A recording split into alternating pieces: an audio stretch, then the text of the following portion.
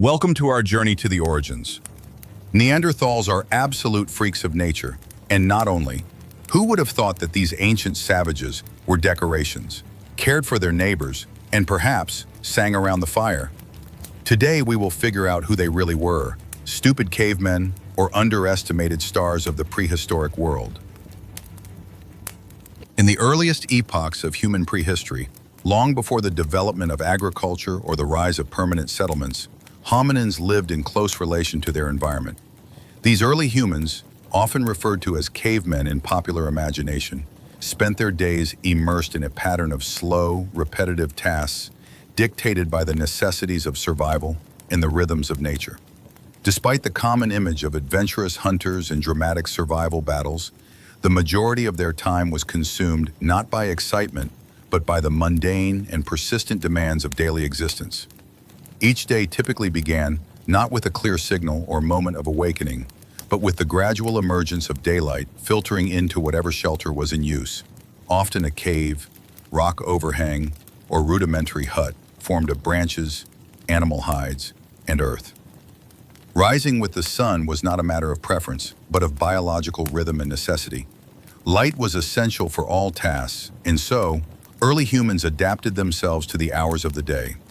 There were no clocks, no schedules, and no firm concepts of time beyond the sequence of natural cues: sunrise, midday, sunset, moonrise. The first activity of the day often involved locating or checking on the nearest sources of fresh water. While some groups lived close to streams or lakes, others were more nomadic and required frequent adjustments to their location to ensure access. Water collection was a slow task. Containers were primitive, perhaps carved wood, woven baskets lined with pitch, or animal bladders tied off at the ends. The process of bringing water back to the shelter was repetitive and time-consuming, often involving multiple trips by various members of the group. Once hydration needs were addressed, attention turned to nourishment. Gathering edible plants formed a significant part of daily life. These included nuts, berries, roots, and tubers. Foraging was laborious and required a deep, intuitive understanding of the local ecosystem. Early humans had to know not only which plants were edible, but when they were in season, how to find them, and which parts could be consumed without illness. Mistakes could be fatal, so caution and observation passed through generations shaped these choices. Foraging paths were well trodden over time, and although they were not marked by signs or maps, they became deeply etched into the memory of those who used them. The pace was slow, steady, and thoughtful. Movement was methodical, eyes scanning the ground and trees for familiar markers. Stumbling upon a good patch of food was met not with celebration, but with the quiet satisfaction of an expected outcome, perhaps the reward of a long walk in cold wind or under the hot sun. Some plants required preparation, grinding, boiling, or roasting, to become digestible. These processes, too, were done without urgency. Though hunting plays a prominent role in modern portrayals of early life, it was not a daily pursuit for most. Large game required planning, coordination, and favorable conditions. Smaller game, rabbits, birds, lizards, might be trapped or clubbed when found, but this too was infrequent and unpredictable. Scavenging was more reliable. Finding a carcass and extracting usable meat and bone, even if days old, could provide vital nutrients. The risk of illness was accepted as part of life. Once food was gathered, preparation became a focal point. There were no kitchens, only designated spots within or near the shelter where fire could be maintained. Fire was precious. It took time to start and was guarded against rain, wind, and neglect. Keeping a fire alive was a task shared by many. Feeding it with dried sticks, dung, and bark was done rhythmically. Cooking, when it occurred, involved roasting or boiling over open flames or coals.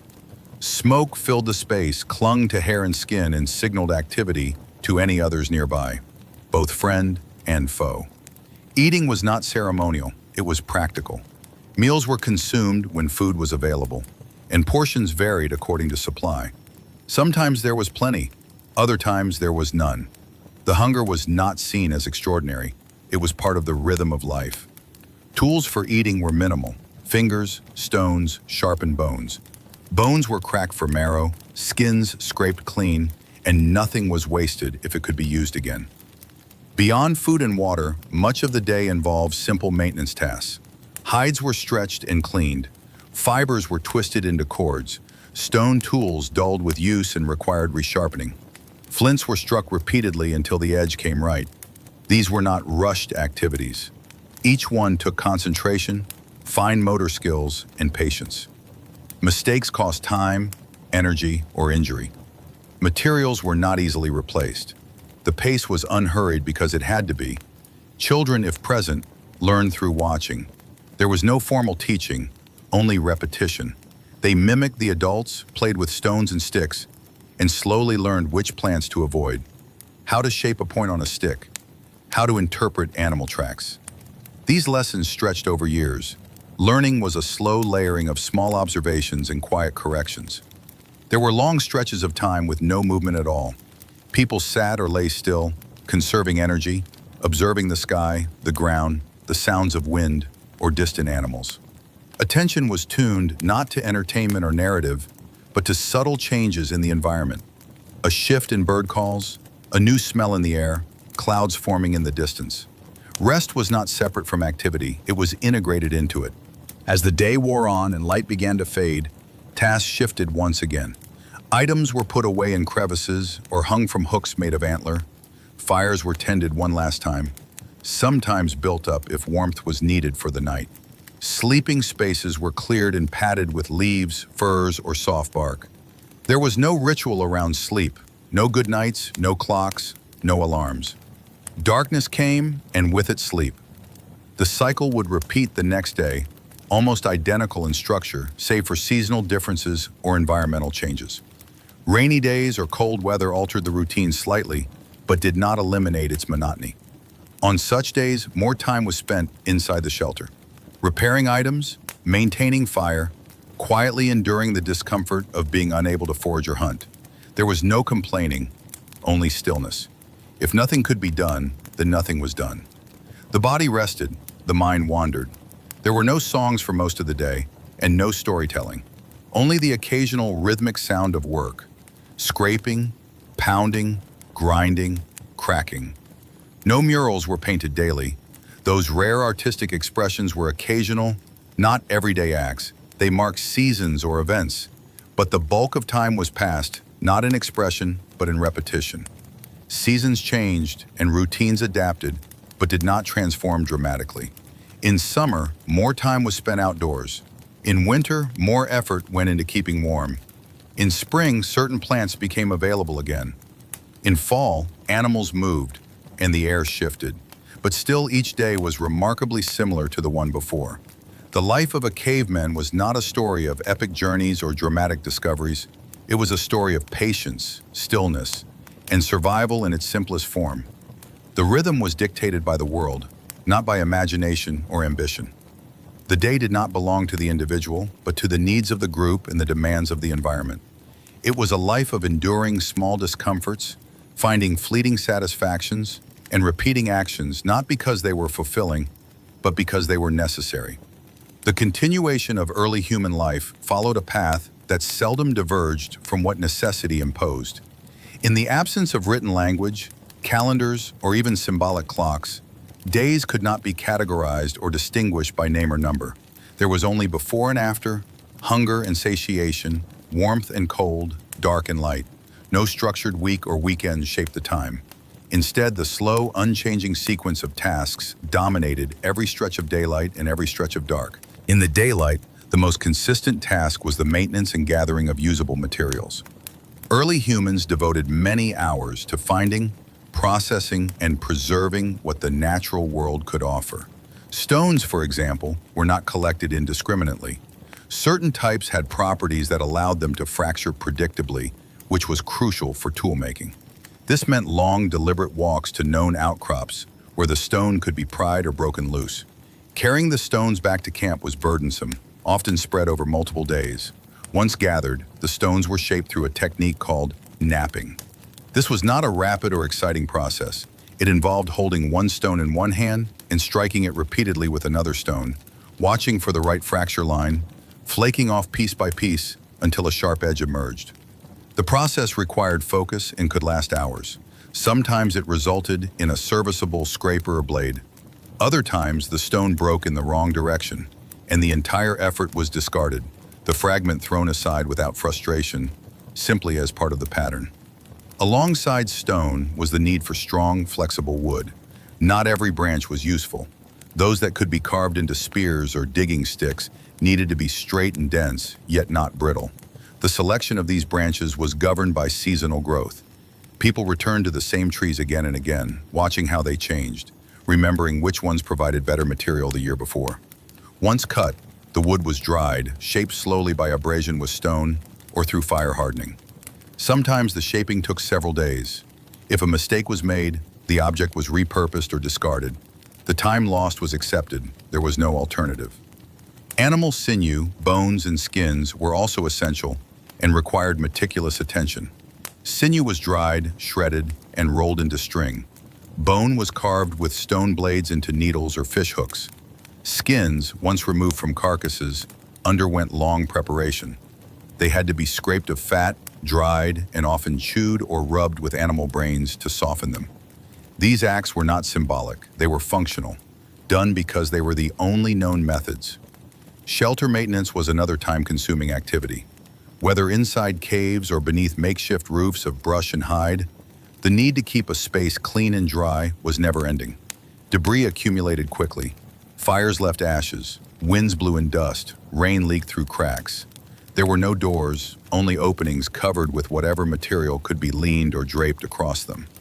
These makeshift barriers were adjusted daily depending on the direction of the wind or the presence of insects. Floors of dirt were scraped smooth, sometimes covered with dried grass or leaves to make sitting and sleeping less unpleasant. These small tasks were repeated over and over with no expectation of change. Defecation and urination were part of life as well, done without ceremony but with a sense of spatial awareness. Certain areas, often away from the main shelter, were used for waste. These areas shifted over time as waste accumulated. No sanitation existed, only practical distancing and the instinct to avoid areas with strong smells. Sometimes ashes were spread to reduce odor or flies, but this, too, was utilitarian. When waste became overwhelming, the group moved location. Occasionally there were injuries, a cut from stone, a fall from a tree, a twisted ankle. These incidents were not dramatic. They were met with inaction or slow responses. A wounded limb made in the same way as sharpening a blade, slowly, without haste. There were no celebrations for births. Infants arrived without ceremony. If they survived, they were carried, fed when possible, and set down when not. If they died, they were left or buried shallowly. There was no ritual, no grave markers, and no mourning beyond silence. Death was not rare, it was expected. People did not count years. Aging was measured only by what could no longer be done. The running stopped, then the walking, then the sitting. Communication was minimal. There were gestures, sounds, perhaps words, but not conversations. Language, if it existed, was limited and functional. Words for fire, food, danger. There were no stories passed around fires each night, only the quiet reflection of exhaustion and the repetition of daily habits. In the absence of novelty or distraction, attention turned inward or outward without distinction.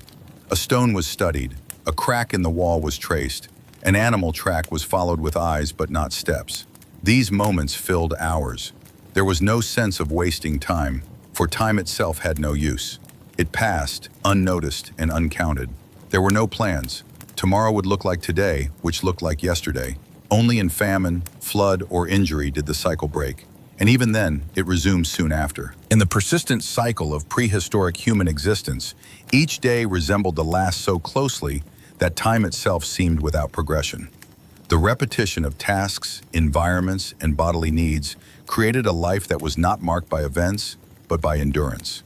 Without structured measurement, the passage of time was experienced through physical sensations: hunger, fatigue, pain, warmth, cold. These became the only reference points, the only indicators of change, and they defined how every moment unfolded. Food remained a central preoccupation.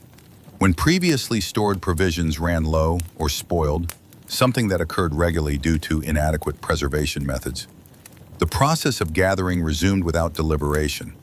Foraging for edible vegetation was ongoing, and guided by familiarity with seasonal growth. These walks were taken not out of enjoyment or curiosity, but from necessity, and often followed the same paths as before. The same bushes, the same roots, the same trees were examined again and again.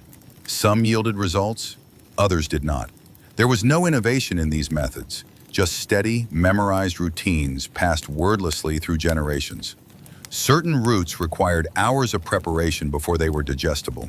Soaking, peeling, roasting, or grinding took place slowly using stones, fire, and muscle memory.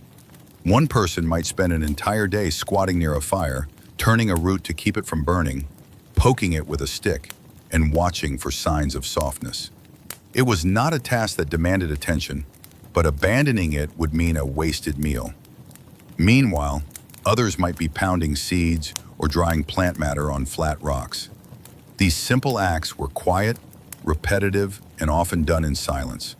Wild grasses sometimes yielded seeds, which could be crushed into coarse flour using stones. These stones, metates and monos, developed grooves and indentations over time from the grinding action.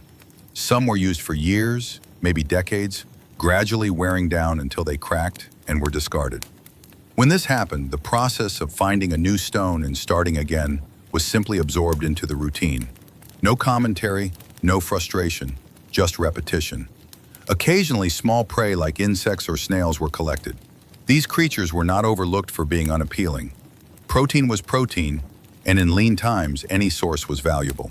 Their preparation was minimal. Some were roasted, others were eaten raw. The line between food and waste was thin, shaped more by tradition and observed consequence than any fixed rule. If something caused illness, it was avoided next time. If it did not, it became another item on the list of usable resources. Larger game, while sought after, remained rare and unpredictable. The moments when a successful hunt yielded a deer, wild pig, or something similar were not celebrated extravagantly. There were no communal feasts with storytelling. The meat was butchered, dried, and stored if possible. Bones were cracked for marrow, organs were used quickly before they spoiled. The hide was stretched and scraped. Every piece had a function. Even the tendons were saved for sinew. Every task had been performed hundreds of times before, and each was repeated the same way again. Rain, cold, and wind altered the speed and visibility of the day's work, but not the content. In colder periods, people stayed nearer the shelter and focused on maintenance. Animal hides were patched using bone needles.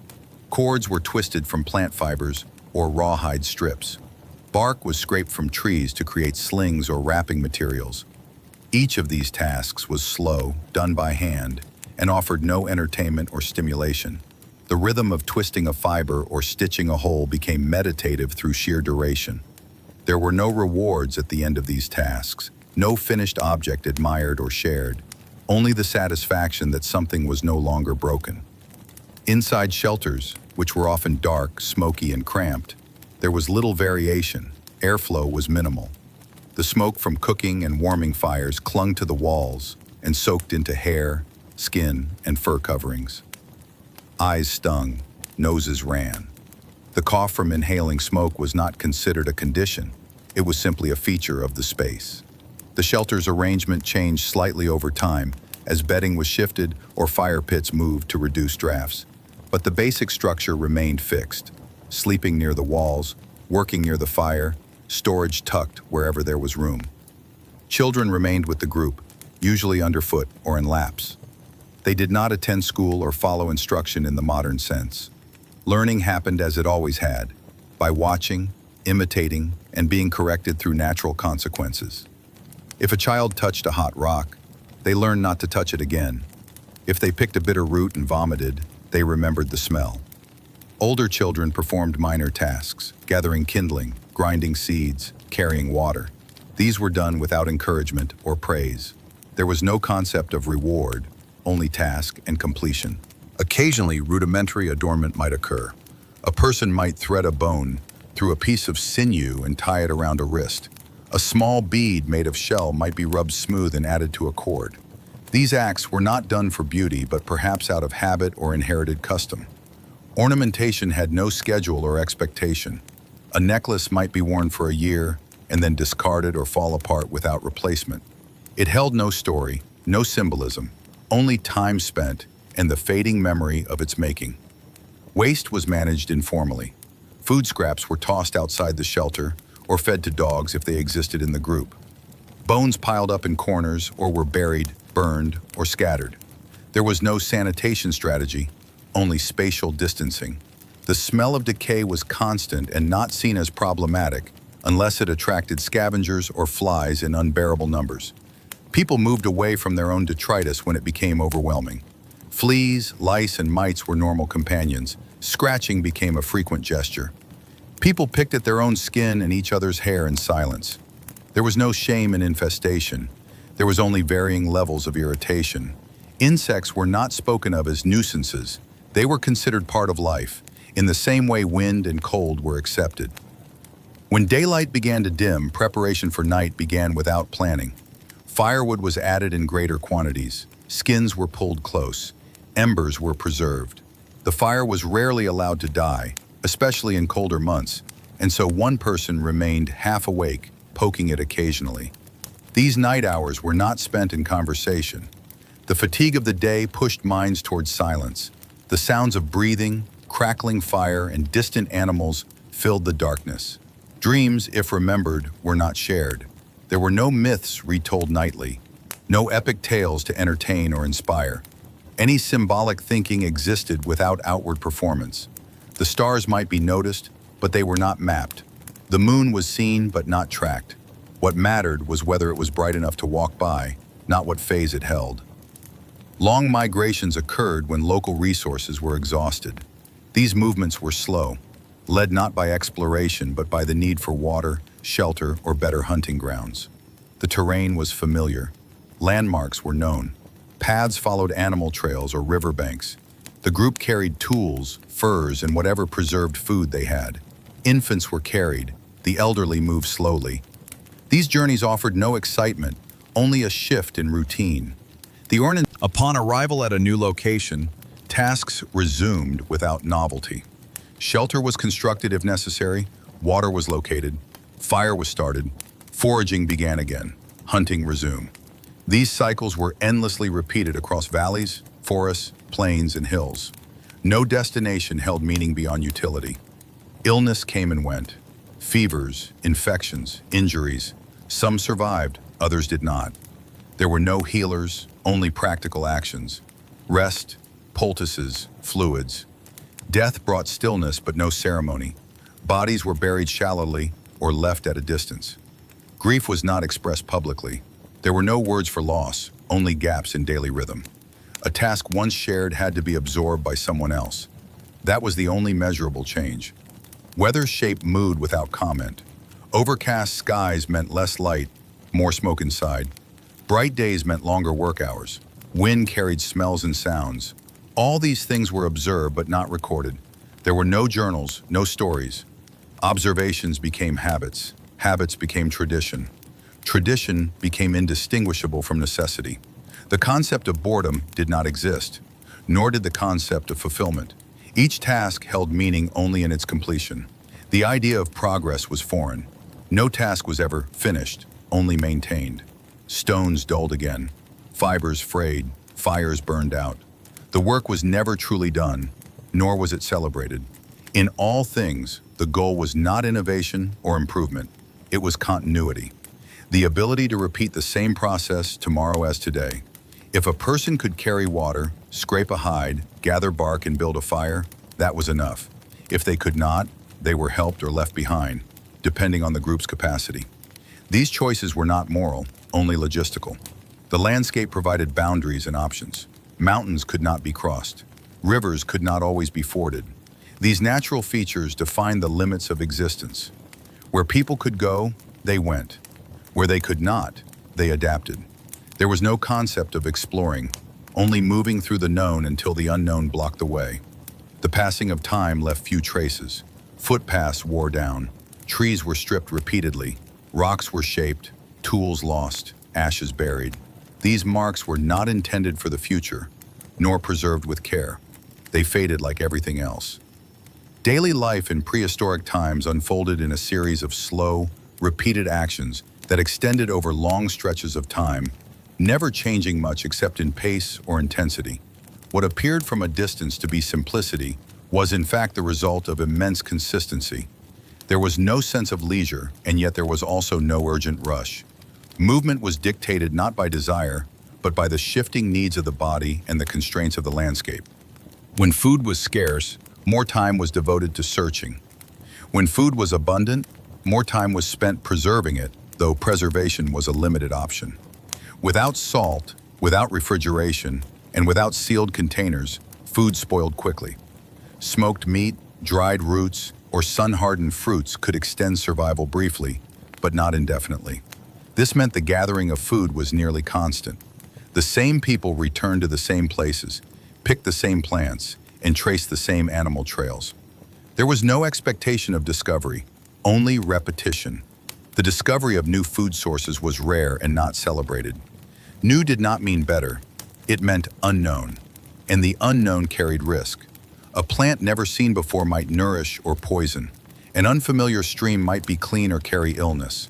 Newness required caution, not curiosity. Any experimentation occurred slowly, often passively. A member of the group might eat a new berry. If they survived, others might follow. If not, the plant was avoided.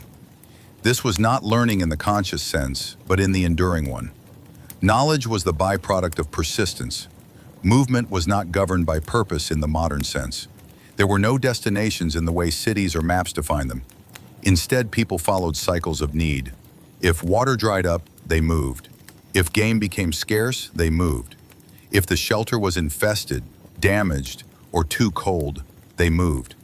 These movements were seasonal and often followed ancient, invisible trails, etched not into the earth, but into memory. They knew where the spring flowers grew, where the deer passed in autumn, where the riverbank had not yet flooded. Time was marked by environmental shifts, buds on trees, melting snow, the arrival of birds, the movement of stars overhead. But these signals were not counted or named. There were no months, no weeks. There were only phases. What came before and what came after. Even years passed unnoticed. A person aged not in numbers, but in ability.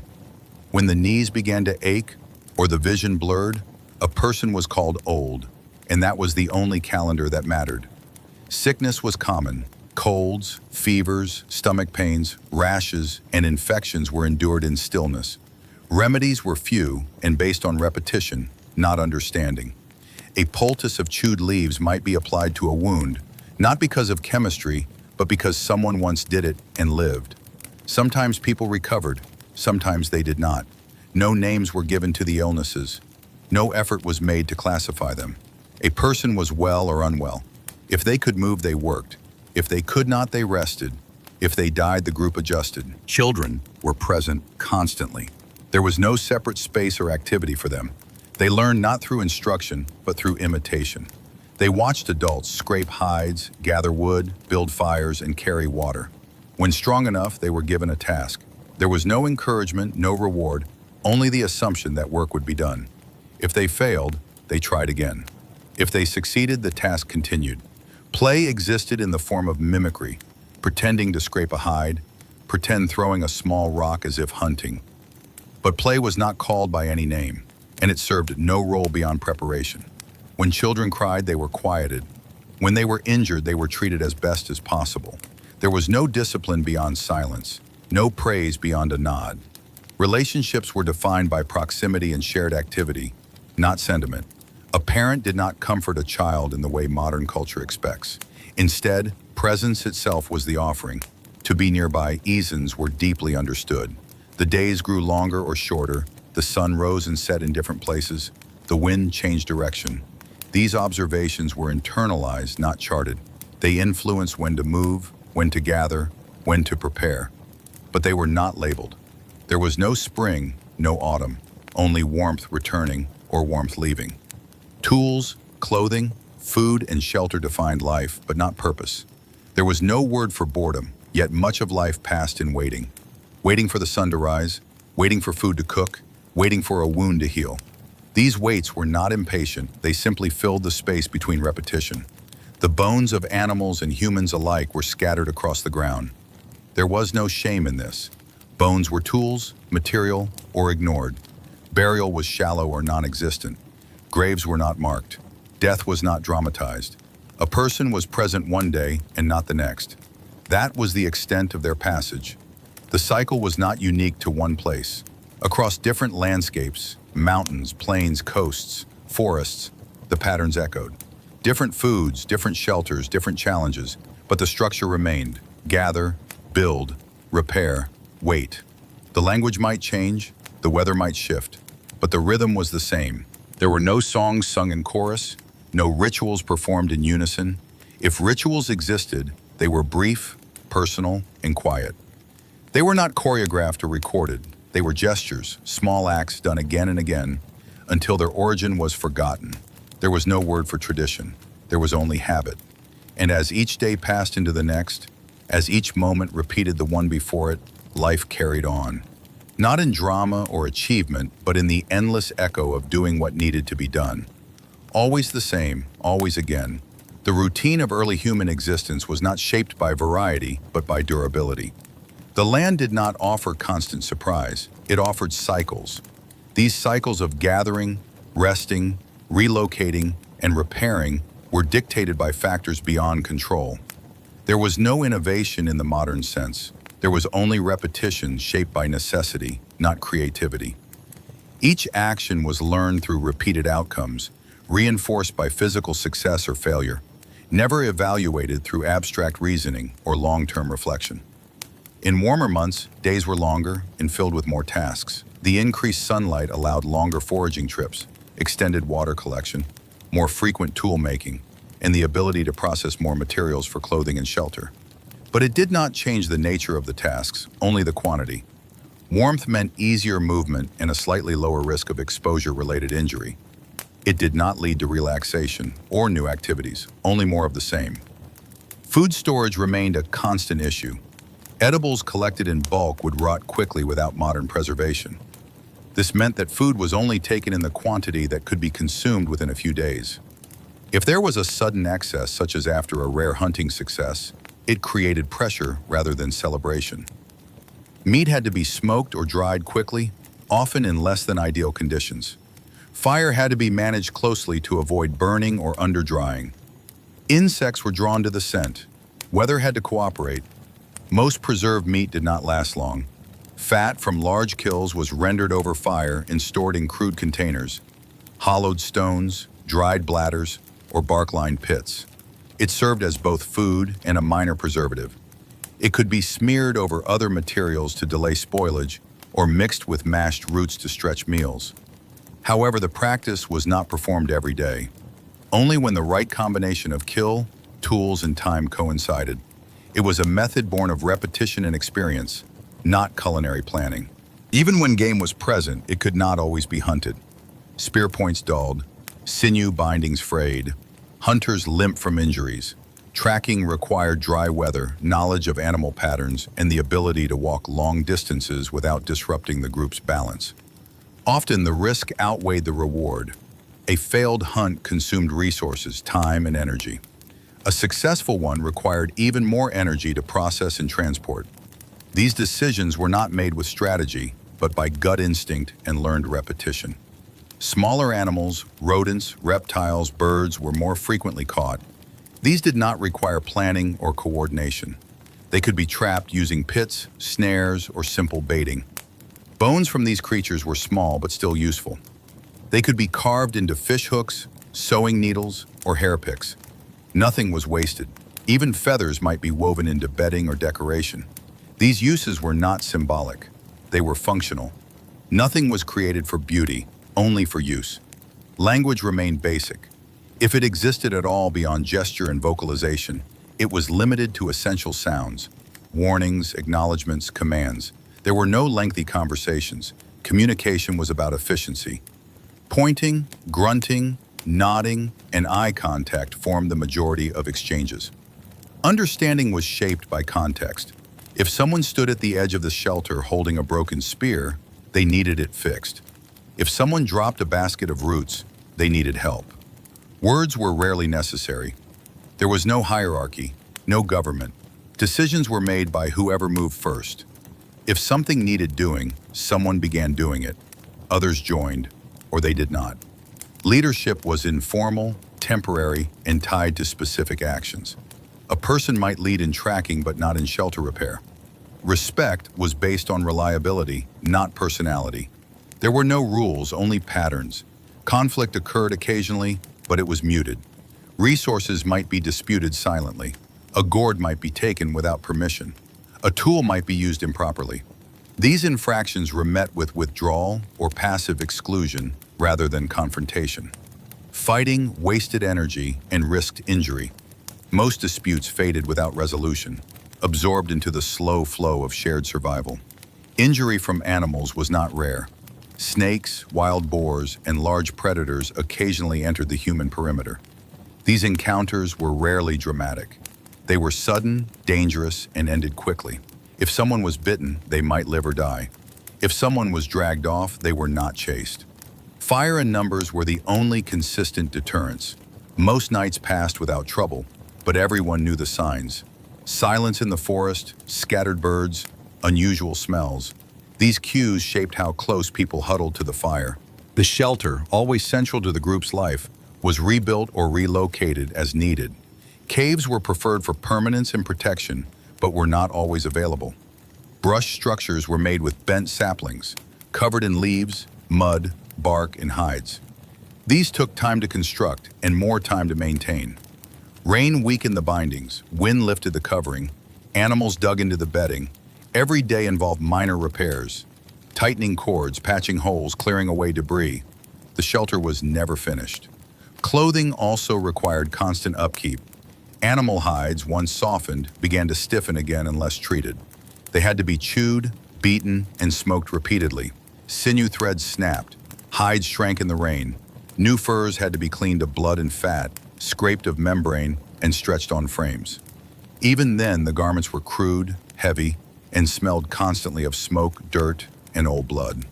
Decoration on clothing was minimal. Occasionally a tooth, a bead, or a feather might be attached, but these additions served no distinct cultural function. They were remnants, byproducts of meals or material gathering, woven in for no particular reason or because they fit into a whole. The idea of personal expression was not present. Clothing was layered based on warmth, durability, and need. Fires often failed. Damp wood, poor timing, wind, and fatigue led to dozens of failed attempts before success. The ability to start a fire was not consistent. Even skilled individuals failed.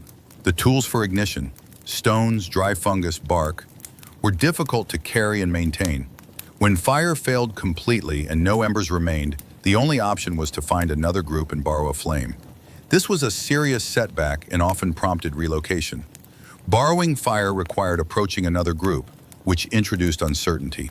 There was no shared language, no universal customs. Approaches were slow, cautious, and sometimes resulted in silence or retreat. If the flame was shared, it was taken without ceremony. If it was refused, no attempt was made to force the issue. People turned away and moved on. There was no fighting over fire. The cost was too high. Rain brought mold and rot. It soaked baskets, firewood, hides, and food. Mold formed quickly on stored roots and dried meat. Some was scraped off, some was consumed regardless. The consequences were not always immediate. If people became sick, they lay down. If they recovered, they resumed work. If they died, they were not spoken of. The loss became a shift in labor distribution, not an emotional event. Dreams, if remembered, were not discussed. There was no shared framework for interpretation. Sleep was light, fragmented, and uncomfortable. People woke to stoke the fire, to shift position, to relieve themselves. There were no pillows, no blankets, only hides and earth. Insects crawled, rodents passed close. Night sounds were numerous.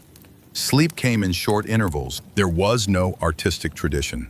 Some people occasionally scratched shapes into stone, carved small figures, or left handprints on cave walls. These were not explained or preserved. They faded with time, were covered by soot, or forgotten entirely. There was no audience for these markings. They were neither praised nor critiqued. They simply existed until they did not. Rivers, lakes, and streams were central to survival. People followed their curves, drank from them, washed in them, and used them to track animals. Fish were caught by hand, speared, or trapped in weirs made of rocks. These traps required maintenance. Rocks shifted, water levels rose, fish escaped. Repairs were frequent. There was no technology, only persistence. Seasons changed and brought predictable adjustments. In spring, new greens were gathered. In summer, heat changed the pace of movement. In autumn, people followed migrating animals. In winter, activity slowed. Snow made movement harder. Food became scarcer. Cold killed the weak. Fires burned constantly. People stayed closer together. Silence increased. There was no poetry, no prayer. Sounds made for communication were brief and utilitarian. If a sound evolved into rhythm, it was by accident. If someone hummed while working, it was not to express emotion, it was to pass time. The idea of music did not exist. No instruments were carved, no rhythms were recorded. There was no audience to impress. Life passed without narrative. Days were not remembered. Events were not cataloged. If something unusual happened, it might be mimed or mentioned, but it was not stored in collective memory beyond the immediate. There were no records, no generational storytelling. If memory existed, it lived only as habit. And still, despite the monotony, people survived. They rose, they worked, they moved, they mended, they ate, they rested, and then they did it again. Not because they were driven by purpose, not because they were guided by ideas, but because that was what there was to do. Each day in the life of early humans continued along the same worn track, shaped not by creativity, but by habit. The repetition of tasks was not burdensome because it was never questioned. There was no concept of change for the sake of change. What had worked yesterday was repeated today. What had failed was not tried again. In this way, all behavior narrowed into grooves, simple, known, effective grooves, etched so deeply into the routine that deviations seemed not just unlikely, but almost impossible. The shelter, whether built from stone, brush, hide, or mud, was adjusted slowly over time. When parts collapsed, they were propped back up. When leaks appeared, they were patched. When the wind shifted, so did the fire. There was no blueprint, no plan, no designated sleeping area. People lay down wherever there was warmth and softness. Proximity to the fire mattered more than privacy, which did not exist. Comfort was a function of material and placement, nothing more. Domestic objects, baskets, digging sticks, stone blades, firewood bundles, were kept nearby. These were neither hidden nor secured. Theft was rare. Everyone knew who had made what and where it came from. Tools bore no personal marks, but memory held their ownership. If an item broke or disappeared, it was not mourned. It was replaced. If it could not be replaced, the work was done without it. There was no emotional attachment to objects, only recognition of their usefulness. Water was gathered daily. Containers were primitive, bark bowls, animal bladders, or cupped hands. Carrying water required multiple trips, especially during dry seasons. Each trip was slow, heavy, and quiet. The water was not boiled unless it had visible debris. Most people drank directly, trusting familiarity. Illness followed sometimes. If the illness was mild, it passed. If it was severe, it ended in death. There were no explanations. No one searched for invisible causes. If water made someone sick, that spot was avoided later. There were no lessons, only reactions. Firewood collection was relentless. A fire consumed more fuel than expected. Even a small flame needed constant feeding. Each day, someone walked away from camp, eyes scanning the ground for twigs, branches, and fallen logs. Dead wood was best. Wet wood smoked too much. Rotten wood crumbled in hand. Each piece was tested with a boot or stick before being picked up. Larger logs were dragged, not lifted. There were no carts. All movement was by hand, foot, and back. Carrying anything took time. Baskets were slung over shoulders or balanced on backs. Meat was tied with cords or held on long poles. Stones were carried one at a time. Infants were wrapped in hides and strapped to hips. Nothing was done quickly. Everything required slow movement and rest. There were no shortcuts, no technology to ease the burden. Only time, repetition, and endurance. The preparation of food was equally unchanging.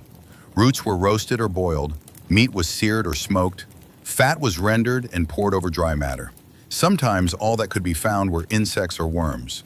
These were eaten raw, cooked, or ground into paste. Hunger did not allow for preferences.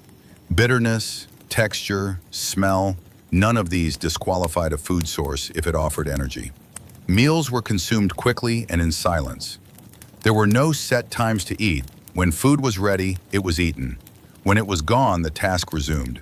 Animals were tracked by signs: broken branches, hoof prints, droppings, disturbed soil.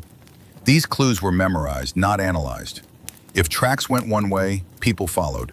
If scat was fresh, they slowed down. The hunt was neither ritualized nor heroic. It was slow, quiet, and prone to failure. Often the animal was never seen. Sometimes it escaped. Occasionally it was brought down.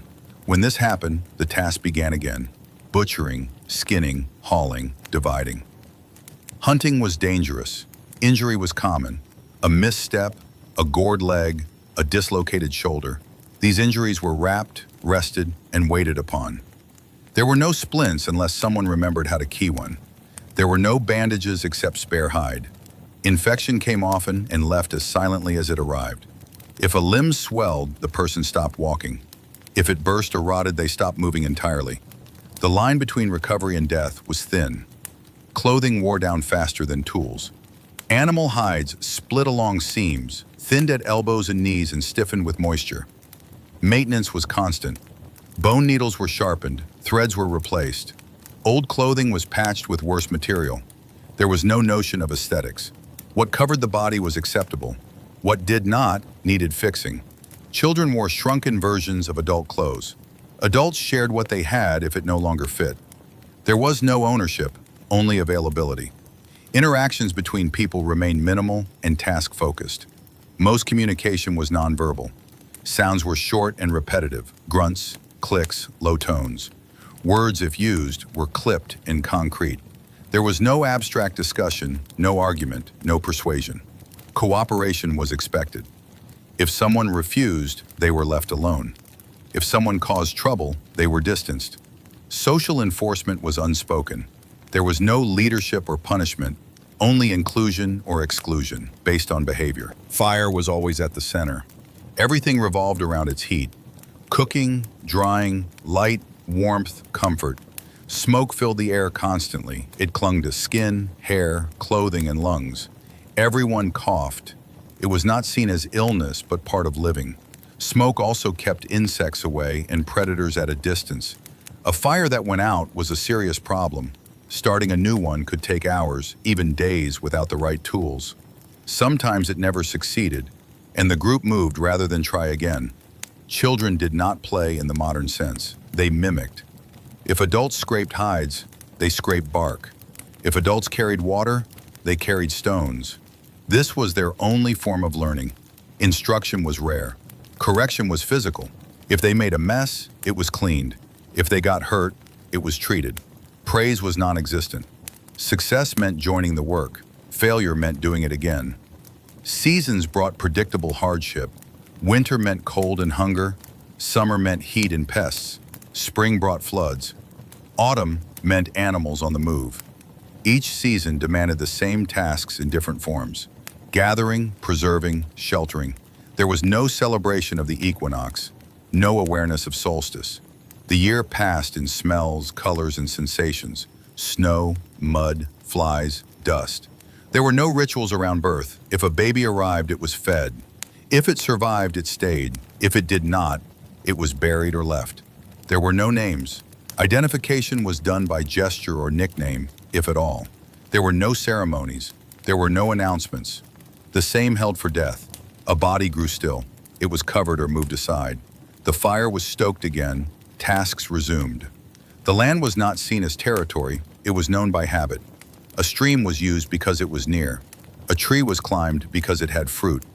There were no maps, no stories about place. If a spot was dangerous, it was avoided. If it was useful, it was returned to. Names were unnecessary. The earth was familiar, not symbolic. Rain turned everything to mud. It clogged feet, soaked hides, and ruined firewood. Shelters leaked. Fires hissed and smoked. Mold grew. Sleep was miserable. Food spoiled faster. Still, tasks continued, only slower. When the rain stopped, everything had to be dried again. Blankets, baskets, tools, even stones. Nothing was permanent. Predators were feared silently. Their presence was detected through scent, sound, or sudden silence. No one challenged a bear or a large cat. Fires were built higher. People sat closer. Movement ceased. If an animal attacked, there was no rescue attempt. People ran or froze. If someone was taken, that space was abandoned. There were no revenges, no hunting parties. Survival did not allow for honor. Weather ruled everything. Too hot and people slowed. Too cold and they froze. Too wet and they sickened. Too dry and nothing grew. No one asked why. The sky was observed, not worshipped. The sun rose, the moon appeared, the stars spun slowly. They were markers, not deities. Their only meaning came through timing. When to move, when to wait, when to gather. Nothing was written. Nothing was drawn unless scratched idly into dirt or rock. No one kept records. No one memorized numbers. Counting beyond fingers was rare. 3 stones meant 3. Anything more was many. Time was now, soon, later. There was no calendar. The only history was habit. People aged without recognition. Wrinkles appeared, joints stiffened, teeth fell out. When someone could no longer walk, they stayed behind. When they could no longer eat, they withered. There was no mourning, no funerals. Others filled their place in the work. Grief, if it existed, had no name. It was a quiet adjustment, not an emotional expression. Everything decayed: hide, wood, bone, flesh, stone. Nothing lasted. Nothing was preserved on purpose. There was no notion of legacy. Children did not ask about grandparents. No one spoke of those who had died the season before. Memory was tied to tasks, not people. And so, the days continued, without fanfare, without reflection. One action following another, until sleep came and morning returned. The same steps repeated, again and again.